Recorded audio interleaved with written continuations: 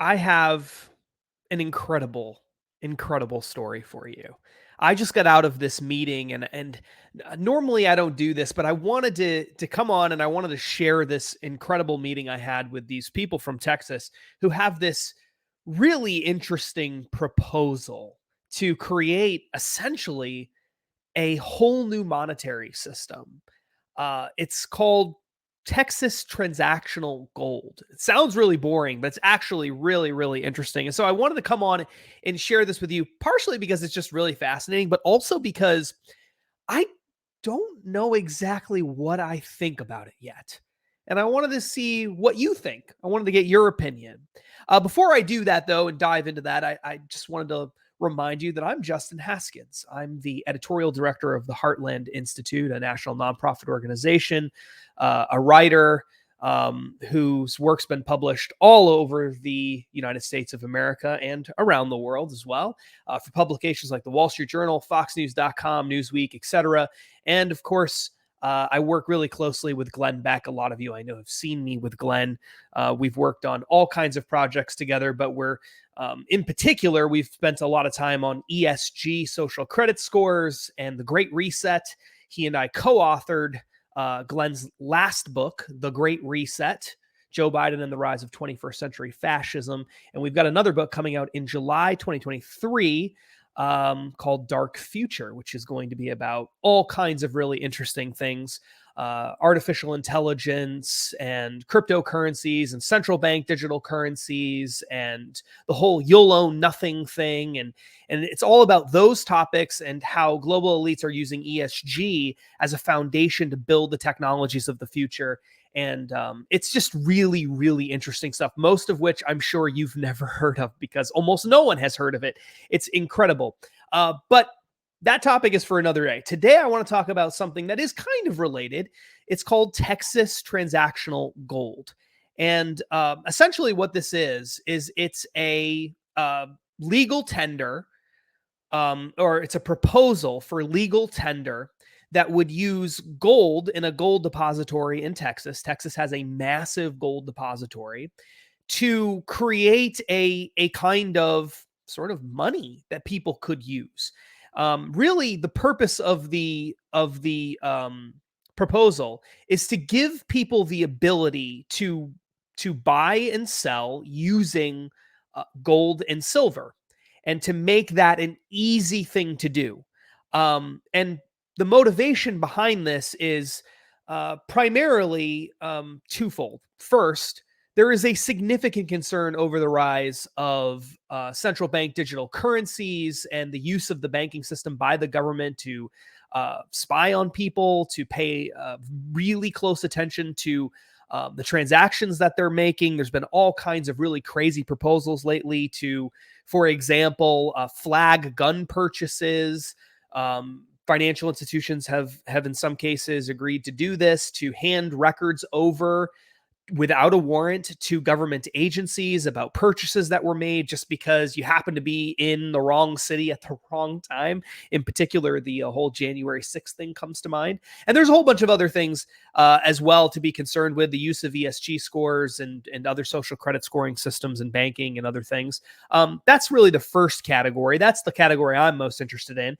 But of course, there's also the issue of inflation and the fact that the Federal Reserve System has proven time and time again to be really bad at keeping the value of dollars stable. For the most part, we've seen significant inflation over the past several decades. If you just had a bunch of money, if you had $100,000 and you had it stored in a vault, say 30 or 40 years ago, and you didn't do anything to it and you just left it there, it would be worth significantly less. I saw one statistic that suggested that the value of the dollar has declined by 2/3 over, I want to say it was a couple of decades. Let me see if I can find the number in that. But at any rate, the point is this. The value of the dollar is declining. Oh, it's 2/3 over 40 years, by the way. The decline in the value of the dollar. The value of the dollar is declining. And the idea is if we can get more people investing in gold, but also using it as a store of value in a way that allows them to very quickly transact using that gold and silver, then people are far more likely to do that. There's nothing stopping someone from going out and buying gold and buying silver and using it as an investment vehicle right now. But it's really hard to trade in gold and silver. That's just not something that can easily be done. And so, this proposal in Texas to create transactional gold would use the depository there as a mixed with kind of like a debit card system to make it really easy for people to transact with each other in gold and silver. And the way it would work is like this. If you go to a store to buy a cup of coffee today and you want to use gold and silver, um, you really can't because no one will take it, right? The value of gold and the value of silver are much higher than a cup of coffee. People don't know when you go to give them the gold or silver that it is actually gold and silver, right? And then when they get the gold and silver, they then have to go on and convert it to cash if they're going to use it with a lot of different vendors or other people, or to pay their bills, pay their taxes, etc. So it just doesn't work very well. So what these people want to do, this giant grassroots movement that's growing in Texas, and there's a bunch of lawmakers that are involved in this too, by the way, in Texas, is what they want to do is they want to make it so that you have a certain amount of gold that you've bought in the Texas depository. You have a debit card that's linked to that account. And you go to the store to buy a cup of coffee, say at Starbucks or something like that, or some private coffee shop. Don't go to Starbucks. And you buy a cup of coffee using your transactional gold. What happens is your account at the depository will instantaneously or nearly instantaneously sell the gold, say $3 worth of gold to pay for the cup of coffee, and turn that into cash. And then the cash goes into the account of the person who is selling you the cup of coffee, right? Or the corporation or whatever. So the idea is they don't need to accept gold and silver. They can take it in cash. That's fine.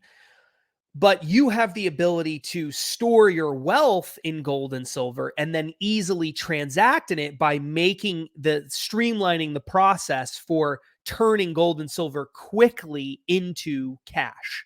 Okay. So that's the idea behind this. You get to store your wealth in gold and silver, which over time, because the value of gold and silver does go down sometimes, but over time, the value of gold and silver relative to the paper dollar has consistently gone up, whereas the value of the paper dollar has consistently gone down if you're looking at longer time periods. So this would allow you to store your wealth in gold and silver, but also be able to use it quickly. You don't have to go to a shop and sell it for cash or trade it in on a website or something like that. Wait weeks potentially to do that. You don't have to dump your gold and silver. You're able to invest in it and store your value in it and then use it when you need to use it.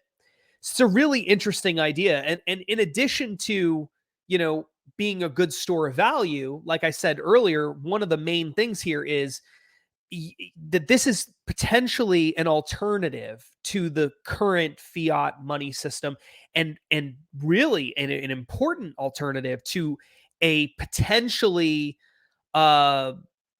really dangerous central bank digital currency, which is a whole nother ball game. We're gonna have to do a whole another video on that. But a central bank digital currency is something that the Biden administration has been studying and talking about, along with the Federal Reserve, and for quite a while now, going back to an executive order that was released back in, I believe it was March of 2022. And a central bank digital currency is a programmable currency. And what that means, in effect, the kinds of things they're talking about programming into the currency, suggests that if there is a central bank digital currency in the United States, it would be traceable, it would be trackable. Every single thing you do on it would be recorded somewhere. not only would it be traceable and trackable, but you could program it so that you can only spend money on certain things at certain times, or you could very quickly print lots of money, or you wouldn't really be printing it. You could create lots of money digitally, airdrop it into people's accounts instantaneously, tell people that they have to spend the money right away or else it starts disappearing. You can imagine all the kinds of crazy things that might be done over time by the government. I'm not talking necessarily about the Biden administration, although I don't really trust the Biden administration. You can imagine a future. It's not hard to imagine a future presidential administration coming in and saying, okay, it's time for a big stimulus package. We're going to type some keys on the keyboard and give everybody $1,000 or $10,000 or who knows what, but you have to spend it by this upcoming Friday. If you don't spend it by Friday, then it's going to drop by 20% every week until you don't have any money left, right? Like that's a possibility.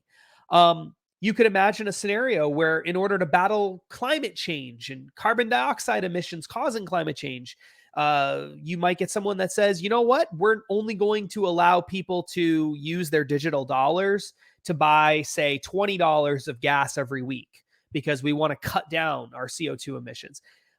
We could go on and on and on. Maybe you can't purchase too much plastic, or maybe there's, various things related to energy or guns and ammunition or all sorts of other things.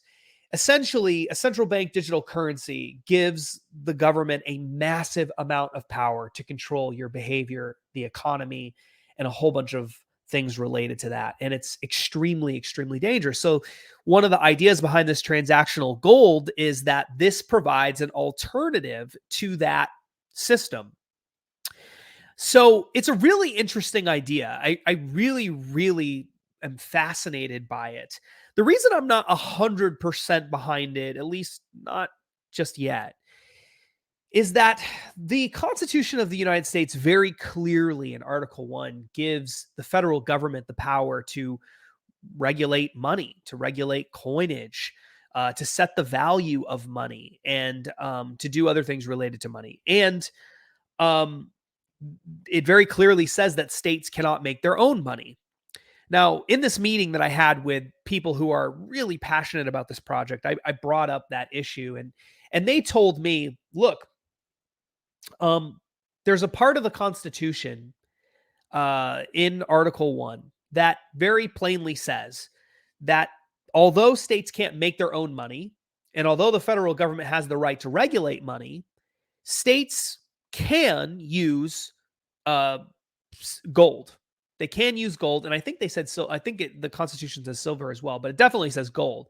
They can use gold as a form of legal tender, and because they can use gold as a form of legal tender, and the Constitution is the supreme law of the land, which means it's higher on the totem pole than, say, a regulation issued by the Biden administration or something like that. Then states can do something like what they're talking about in Texas. They can create transactional gold system that allows people to trade in gold and silver as legal tender rather than as an investment vehicle or something like an asset, like a collectible or something along those lines. It allows them to trade it as legal tender. And it's very clear in the Constitution that states have the ability to do this.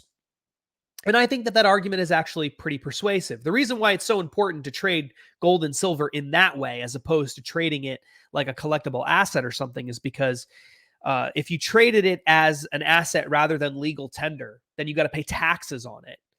So, like if I have a gold coin, it's a gold collectible coin, and I give you that gold coin, and you give me something that's equivalent in value, like say $2,000 in value or something like that.